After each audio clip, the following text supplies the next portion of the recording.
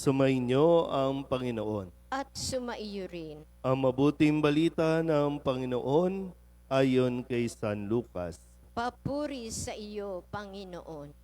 Noong panahong iyon, sinabi ni Jesus sa kanyang mga alagad, ang pagparito ng anak ng tao ay matutulad sa kapanahunan ni Noe. Noon, ang mga tao'y nagsisikain at nagsisiinom, nag-aasawa hanggang sa araw na sumakay si Noe sa daong. Dumating ang baha at namatay silang lahat. Gayun din noong panahon ni Lot. Ang mga tao'y nagsisikain at nagsisiinom, namimili at nagbibili, nagtatanim at nagtatayo ng bahay. Ngunit ng araw na umalis si Lot sa Sodoma, umulan ng apoy at asupre at natupok silang lahat. Gayun din sa pagdating ng anak ng tao. Sa araw na iyon, ang nasa bubungan ay wag nang bumaba upang kunin ang kanyang mga ari-arian sa loob ng bahay. Ang nasa bukid ay wag nang umuwi. Alalahanin ninyo ang nangyari sa asawa ni Lot. Ang sino mang magsikap na iligtas ang kanyang buhay ay mawawalan nito. Ngunit ang sino mang mawalan ng kanyang buhay ay siyang makapagliligtas nito. Sinasabi ko sa inyo, may dalawang lalaking natutulog sa isang higaan sa gabing iyon. Kukunin ang isa at iiwan ang isa. May dalawang babaeng magkasamang gumigiling. Kukunin ang isa at iiwan ang isa. May dalawang lalaking gumagawa sa bukid. Kukunin ang isa at iiwan ang isa. Saan po, Panginoon? Tanong ng kanyang mga alagad. Sumagot siya, kung saan naroon ang mga bangkay, doon naman nagkakatipon ang mga buwitri. Ang mabuting balita ng Panginoon. Pinupuri ka namin, Panginoong Heso Kristo. Isang magandang umaga po sa inyong lahat.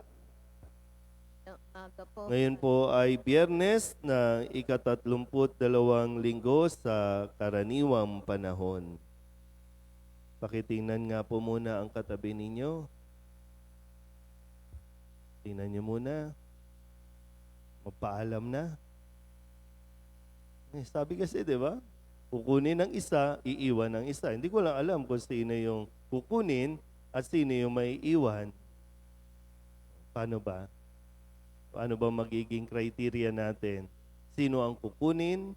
Sino ang maiiwan? Pag sinabing kukunin, kukunin ni Jesus. No? Kukunin at dadalhin sa langit. Yung maiiwan, maghihirap pa. Pero ito ay, sabi ko nga po, no, reality na kailangan natin mas maintindihan at unawain. Hindi sa pananakot at hindi tayo tinatakot. Ang laging pinagkakadiinan ay maging handa lang tayo lagi. Sa mga mag-asawa dito, gusto nyo ba sabay kayong mawala? Kailangan may maiwan. Kailangan may mauna. Yun naman po talaga yan. Kailangan natin harapin.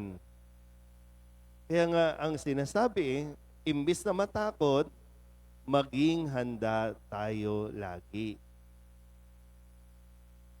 Halimbawa po, dahil nga sa oras na ito, halos mga magulang ang nagsisimba. Pero ang tanong, kagaya ng paalala ni San Juan sa kanyang sulat sa ating unang pagbasa, naturuan ba, at least sa puntong ito, masasagot ba natin kung naturuan ba natin na magmahalan ang inyong mga anak? Kasi ito yung pinakamahalaga na po pwede ninyong iwan at po pwede ninyong ipamana. Kasi ito din yung magbibigay sa kanila ng buhay. Hindi pera. Hindi kayamanan.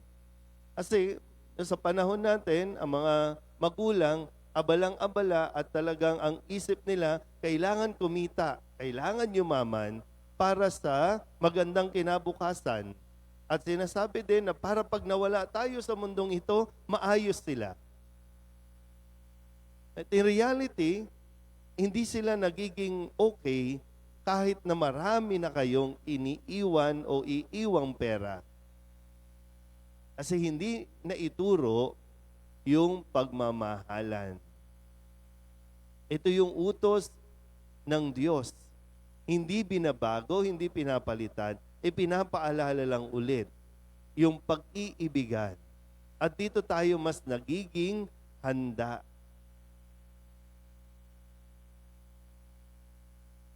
Hindi ko po alam no, kung bakit ba kapag may mga lindol, may mga trahedya, lagi tayong natatakot na sinasabing, ito na ang wakas, end of the world na. Nung ginunaw, yung bayan, nung panahon ni Noe, hindi naman nasira o hindi naman na sumabog ang mundo. Nung panahon ni Lot, nung sa Sodom at Gomorrah, hindi naman sumabog ang mundo. Anong end of the world? Walang end of the world.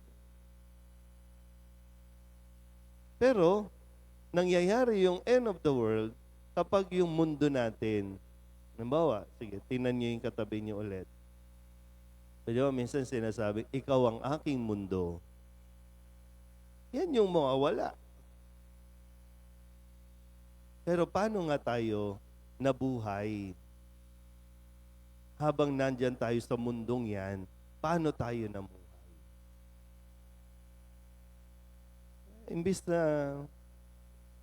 Imbis na mabuhay tayo sa galit, tumatanda na tayo, ha? Huwag na tayo mabuhay sa galit, huwag na tayo mabuhay sa mga negative na vibes na yan. Huwag na mabuhay sa inggit. Matanda na eh. Yung papalapit na tayo dun sa katotohanan. Pero ulitin ko po, no? Mismong sinasabi sa atin is walang makakapagsabi ng oras o araw ng pagparito ng anak ng Diyos. Pero pupunta yan, babalik yan, kagaya ng kanyang pangako para tayo kunin. Sana nga, no, lagi nating ipagdasal, sana po makuha tayo ni Jesus sa kanyang pagbabalik. May kukunin, may maiiwan. Ang kukunin, yung mga sumunod sa utos ng Diyos na umibig. Amen?